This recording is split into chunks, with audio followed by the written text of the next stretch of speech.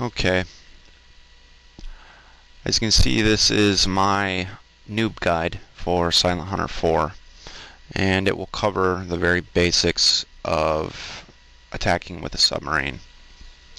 I made this to complement Neil's manual tutorial, which was great, but I got a feeling that there's probably quite a few newer people that have never played the series before, so this would be their first time, and have absolutely no idea of basic tactics for attacking with a submarine.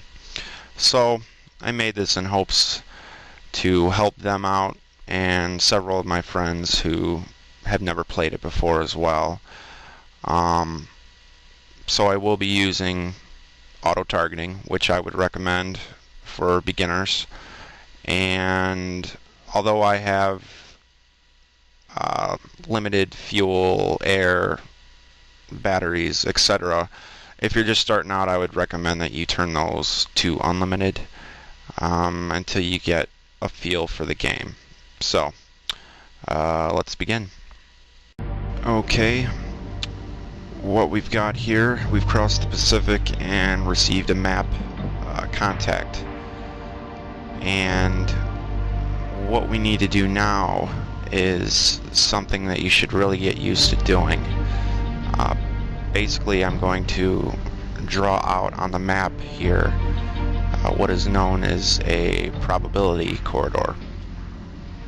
And what this does is gives you a nice visual projected path that the ship would most likely follow. It's not going to be exact, but it should be good enough to where you can either A, make a visual contact with your deck crew, or B, make contact via radar or sonar, etc.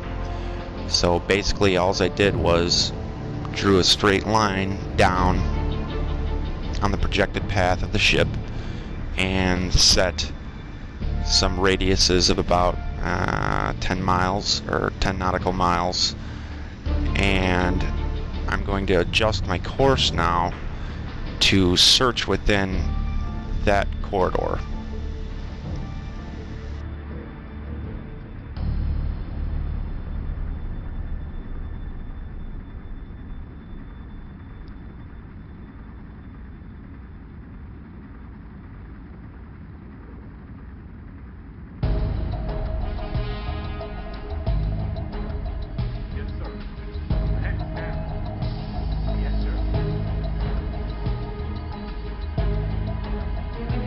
The time compression here to speed things up, and again, this is an approximate, so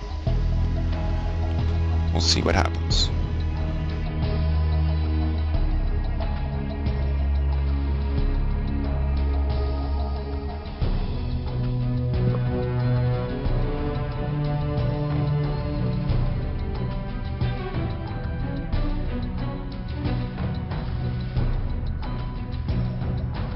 Okay, we've just now made a radar contact of the ship, so we are still out of visual range, but it's showing up on our surface radar. So we're going to now readjust our course and get a more accurate reading.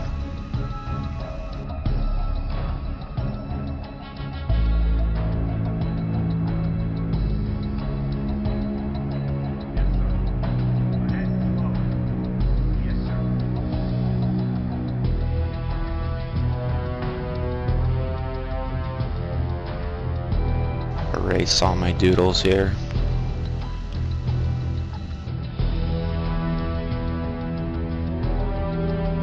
Now I'm basically going to do the same thing that I did before, except try to make it as accurate as possible this time. So I'm going to mark on the center of the ship, check its path, and use the compass to draw out its path. So then when we scroll down, remembering that compass reading, it should give us a pretty accurate path of the ship.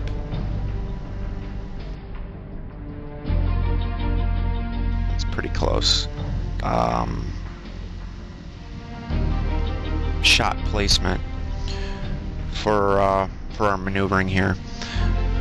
In any engagement for any ship, if you've got the time to prepare and set up, your optimum shot is going to be a perfect 90-degree perpendicular shot at the broadside of the ship on either the port or starboard side. So we will be setting up for a starboard shot, and Player left. what I'm basically doing here is giving myself a visual reference to where a perfect 90-degree angle would be. I also like to draw out with the ruler some ranges from the target. This basically is just for my own personal use to give me an idea of the range to the target and where I need to maneuver my sub. So I'm just starting out at 2 and then working down to 1.5 and 1, and basically the closer the better. For this ship in particular, I'll probably try to get within 1,000 yards or so.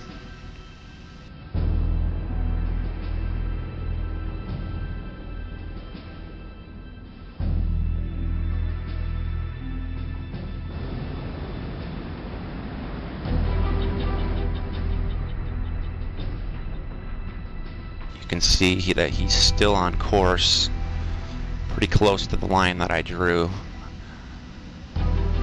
So what I need to do now is change my sub's course to intercept. Basically, I'm going to get there before him and let him just slowly go right across the front of my bow, giving me the optimum shot and the element of surprise. He's getting pretty close now, so to avoid his deck crew from spotting me, I've ordered that the sub go to periscope depth, and I'm still continuing on my course to the target. And I want to talk a little bit about the hydrophones. I went just over the periscope depth because for some reason it doesn't seem to kick in till you get just below it. So what I'm doing here is I've gone to the sonar station and I'm manually moving it around with the home and end keys until I pick up that merchant ship. And since he's unescorted, I'm gonna go ahead and get a range just for fun to see how far away he is. Okay. I'm also going to order my sonar man to constantly update me with the target's bearing. So when we go back to the map screen, you can see that the black line extending from the sub is the bearing of our target. So it's a way of staying under the water and still knowing what's going on the surface. So we're getting pretty close to our end waypoint here, which should put us, see, he's slightly over the line that I originally drew, but it's still pretty close. I'm just going to guess that it's probably going to be around an 800-yard shot, which is pretty optimum.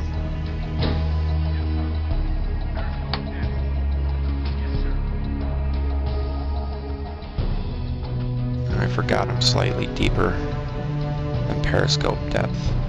Even at periscope depth at times, depending on the weather, if you've got larger waves, A lot of times they'll come up and keep blocking your scope like that, which can be kind of annoying. I found that if you just take it to, say, 55 feet instead of 60, it gives you a little extra room to clear those waves. Keep in mind that you don't want your periscope sticking way out of the water, because at close ranges it can be spotted by escort ships and any ship for that matter, which will cause them to take evasive action and screw up your firing solution.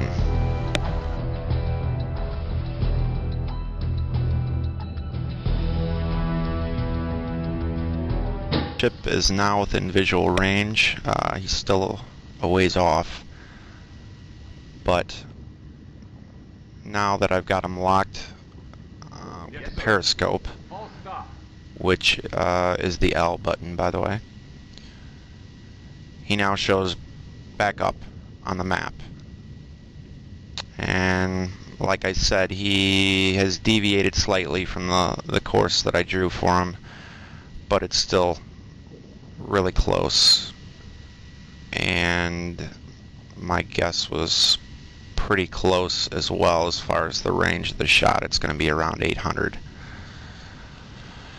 So now we sit and wait, and I think that's probably one of the hardest parts of the game for people that haven't played it before, or people that are used to first-person shooters. They need to realize that if you want to play this game, it's a game of patience, and it's a game of waiting in ambush. So right now I'm just clicking through the recognition manual to identify the ship. Again, with auto-targeting, this isn't needed, but I'm just doing it to show you what it is. And it looks like we got a large old tanker, and I'm just taking note of the draft of the ship. That would be the distance below the surface that the ship extends, and I'm going to use that in a little bit for when I'm adjusting my torpedo depth. This is the TDC.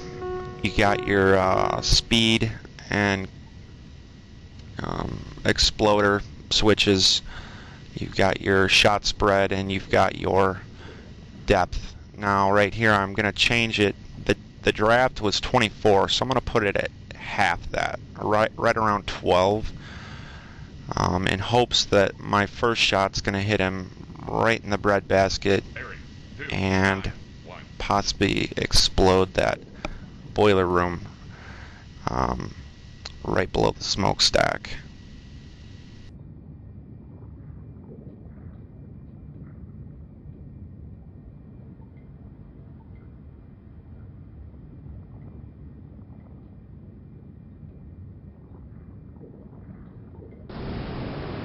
It's a little external view. You can see how far my periscope is sticking up out of the water.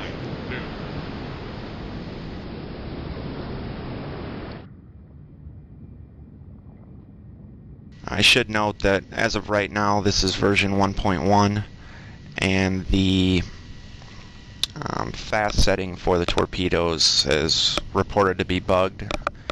So for right now, it's recommended that you only use the slow setting.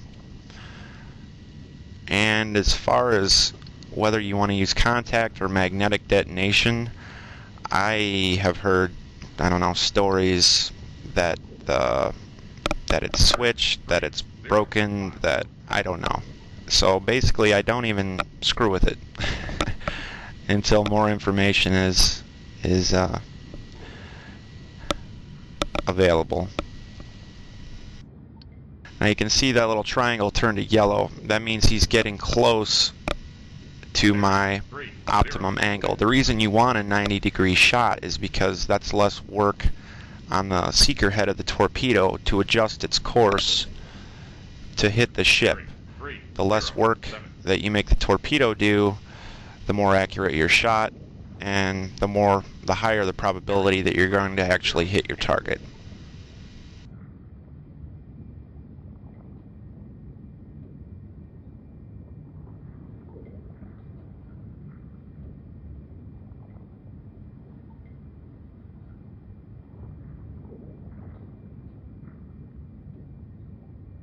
To speed up your first shot, it's always a good idea to hit the Q button. That'll open the torpedo bay door. If you don't do it, it will cost you a few seconds for that door to open before the torpedo actually fires. Take a look at my AOB. Everything seems to be correct.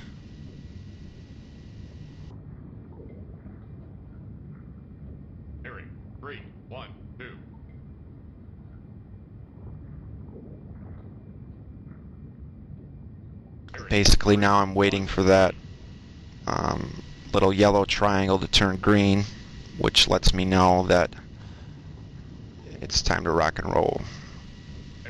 3, 1, 4.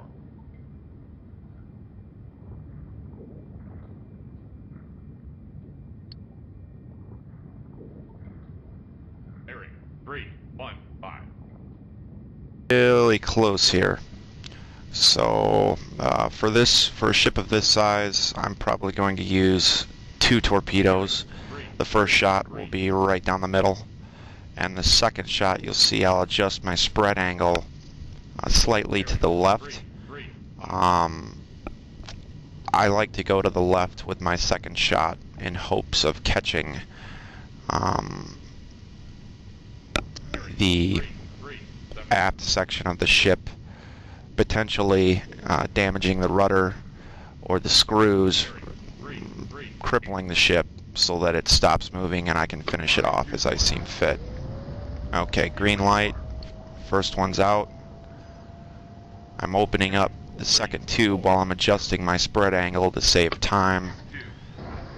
Second torpedo in the water. And now you sit back and enjoy the fireworks, hopefully.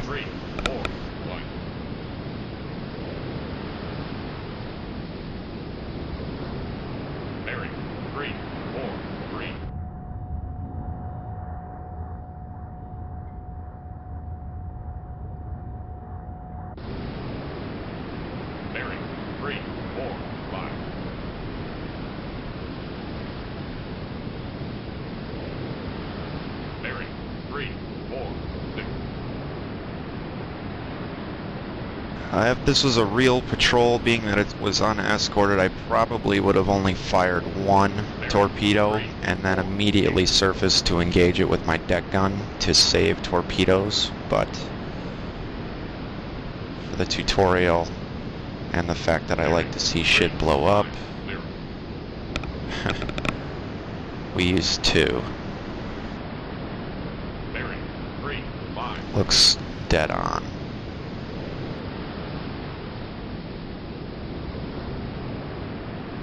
One ready, sir. Bearing 3, 5, 3.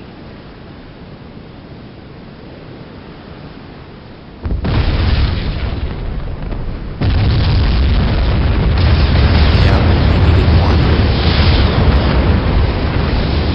Comes the second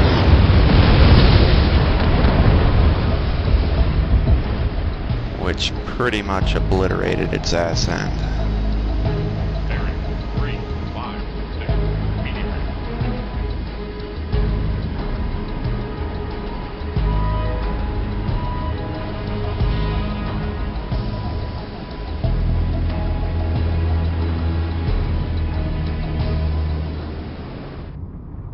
See a good visual of the damage modeling they've done in this game.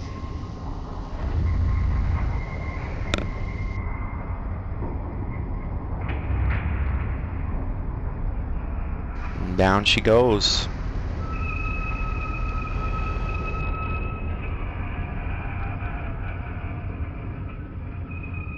That's pretty much it. You're going to be doing a rehashed version of that uh, pretty much for every engagement. Although, obviously, with convoys and whatnot, your strategy is going to be different, especially if there's escorts. That's it. Going to give a quick shout out to everybody at www.subsim.com. If anybody watches this on YouTube or whatnot and wants to know more about the game, that is the place to go for all the info. Loads and loads and loads of help there. Thanks, guys.